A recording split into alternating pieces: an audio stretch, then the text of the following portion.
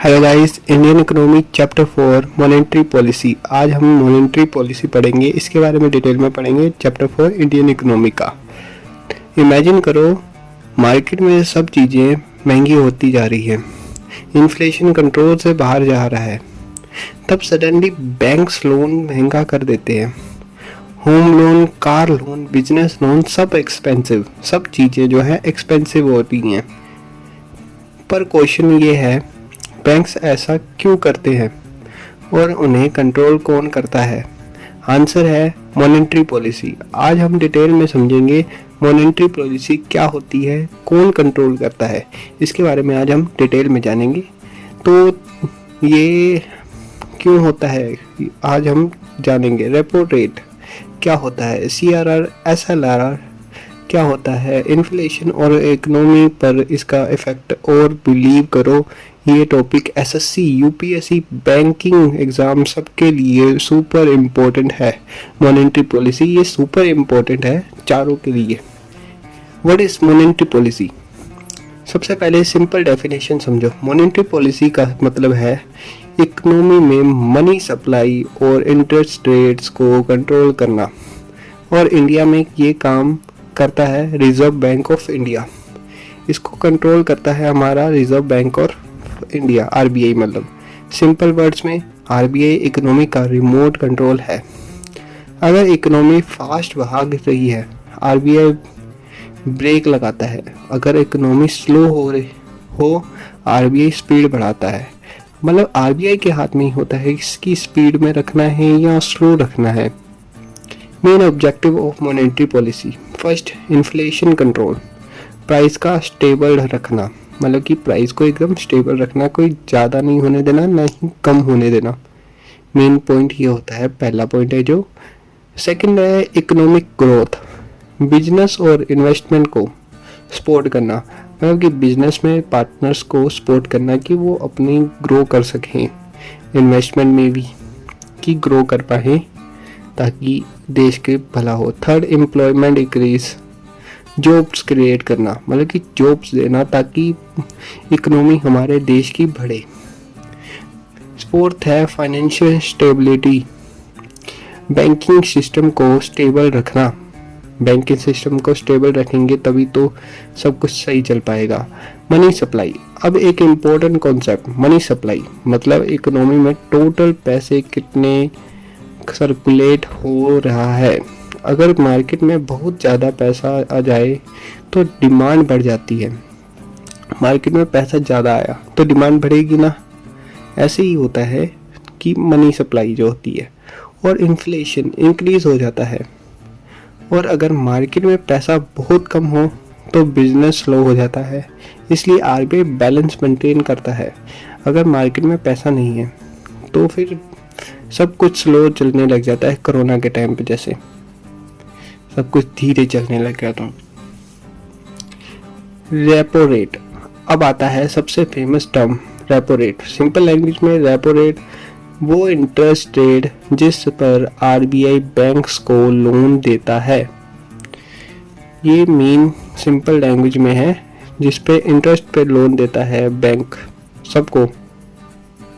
ये तो सबको पता ही है, लोन देते हैं। एग्जाम्पल, अगर बैंक को पैसा चाहिए तो वो RBI से बोरो करता है और RBI इंटरेस्ट चार्ज करता है। उसी को बोलते हैं रेपो रेट। जैसे कि हमें पैसा चाहिए तो हम बैंक से लोन लेंगे ना, वो बैंक वाले हैं RBI से लोन लेते हैं। मतलब कि सबसे बड़ी बैंक मानी जाती है। रेपो रेट इंक्रीज, अगर RBI रेपो रेट बढ़ा दे बैंक्स के लिए लोन महंगा हो जाएगा। बैंक कस्टमर्स को भी महंगा लोन देंगे। ऐसा ही होता है कि अगर लोन महंगा मिलता है तो पीछे से ही RBI के द्वारा भी महंगा मिलता है। इस वजह से लोन महंगा होता है। रिजल्ट, लोग कम लोन लेंगे, स्पेंडिंग कम होगी, इन्फ्लेशन कंट्रोल होगा। मतलब लोग कम लोन लेंगे, लोन जो होगा कम होगा, स्पेंडिंग कम होगी, मतलब पैसे देना कम हो जाएगा। ऐसे रेपो रेट डिक्रीज, अगर RBI रेपो रेट कम कर दे लोन सस्ता हो जाएगा, बिजनेस और पब्लिक ज़्यादा लोन लेंगी। है ना। बिजनेस वाले जो होंगे और पब्लिक जो होगी वो ज़्यादा लोन लेगी, बिना सोचे समझे बस लोन की तरफ ही भागेंगे। Result spending increase, investment increase, economic grow करेगी। ऐसे बिजनेस पे ज़्यादा ध्यान जाएगा फिर लोगों का। Reserve repo rate, reverse repo rate. अब अपोजिट कॉन्सेप्ट समझो। रिवर्स रेपो रेट ये वो रेट है जिस पर आरबीआई बैंक से पैसा बोरो करता है। Simple repo is equal to RBI gives money, reverse repo is equal to RBI takes money. मतलब कि मनी लेता है तो आरबीआई मनी देता है। अगर रिवर्स रेपो रेट बढ़ता है, बैंक्स आरबीआई के पास पैसा रखना प्रेफर करता है। रिजल्ट मार्केट में पैसा कम, इन्फ्लेशन कंट्रोल। पैसा कम इन्फ्लेशन रिकॉर्ड हो जाएगा कंट्रोल। रिजल्ट ये होगा अगर रिवर्स रेपो में रेट बढ़ता है। ये तो हमें पता चल गया है। और अब पूछते हैं CRR, कैश रिजर्व रेशो। अब next important tool CRR full form cash reserve ratio, मतलब बैंक्स को अपने डिपॉजिट का एक पार्ट आरबीआई के पास रिजर्व रखना पड़ता है कि 1% जो है उनके पास रिजर्व रहेगा। जैसे कि अगर हम किसी को लोन देते हैं तो उसको बोलते हैं ना ये चीज़ दे अपनी, वैसे ही आरबीआई रखती है। एग्जाम्पल, अगर CRR इजिकल टू 4% है और बैंक के पास 100 रुपये है, 4 रुपये आरबीआई के पास रखना पड़ेगा। देखा मैंने अभी बताया ना, जैसे कि अगर कोई लोन हुआ तो ऐसे कोई चीज़ देनी पड़ती है, वैसे CRR इंक्रीज, अगर आरबीआई CRR बढ़ा दे, बैंक्स के पास लैंडिंग के लिए कम पैसा बचेगा। रिजल्ट लोन कम, स्पेंडिंग कम, इन्फ्लेशन कम कंट्रोल हो जाएगा। जैसे कि मुथूट में भी सोना रखते हैं तो वो पैसे देते हैं, ऐसे CRR डिक्रीज, अब बैंक ज़्यादा लोन दे सकते हैं, इनकम में पैसा बढ़ेगा। बैंक ज़्यादा लोन देंगे तो इनकम में पैसा, इकोनॉमी में पैसा बढ़ेगा। ऐसा होगा, CRR डिक्रीज होगा तो। SLR, अब समझो SLR statutory liquidity ratio. Banks को कुछ पैसा लिक्विड फॉर्म में रखना पड़ता है, जैसे गोल्ड, गवर्नमेंट सिक्योरिटीज। पर्पस क्या है? बैंकिंग सिस्टम को सेव रखना। अगर सब लोग एक साथ पैसे मांग ले तो बैंक के पास रिजर्व होना चाहिए। अगर किसी ने, सब ने मिलके एक साथ कहा कि मुझे इतने पैसे चाहिए इतने, तो बैंक के पास पैसा होना चाहिए, इसलिए वो सेफ रखता है। Open banking, open market operation, एक और important tool open market operation. इसमें आरबीआई गवर्नमेंट सिक्योरिटीज बाई और सेल करता है।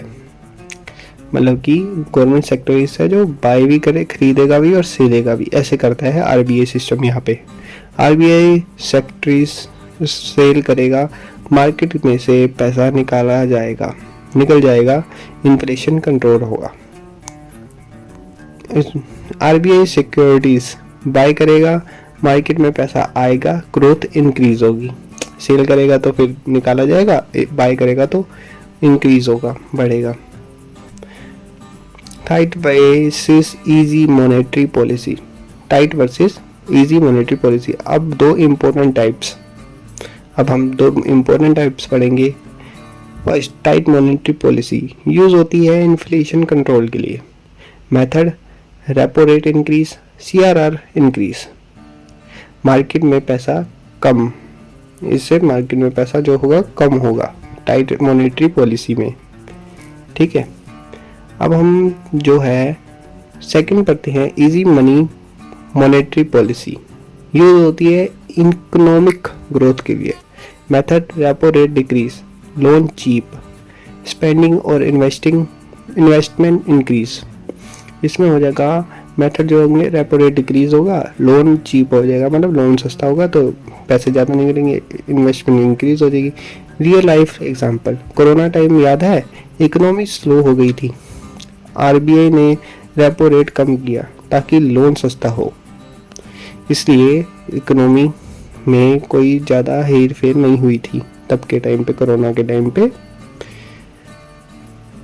बिजनेस को सपोर्ट मिला। और जब इन्फ्लेशन बढ़ता है तो आरबीआई रेट्स बढ़ा देता है। इसी तरह मॉनेटरी पॉलिसी रियल लाइफ से काम करती है, जैसे कि डिक्रीज हो जाना ज़रूरत के हिसाब से और इंक्रीज हो जाना आरबीआई के द्वारा।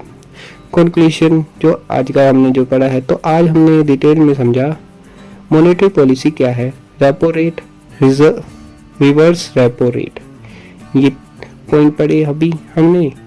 और क्या पढ़ा था, SRR and SLR, inflation control, economic growth.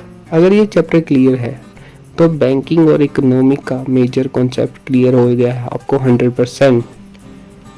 यही मेन चीज़ें थी। एंडिंग जो है, अगर ऐसा ही इजी को एक्सप्लेनेशन चाहिए तो वीडियो को लाइक करो और चैनल सब्सक्राइब जरूर करो। और इन कमेंट में बताओ रेपो रेट बढ़ाने के से इन्फ्लेशन पर क्या इफेक्ट पड़ता है। Thanks for watching.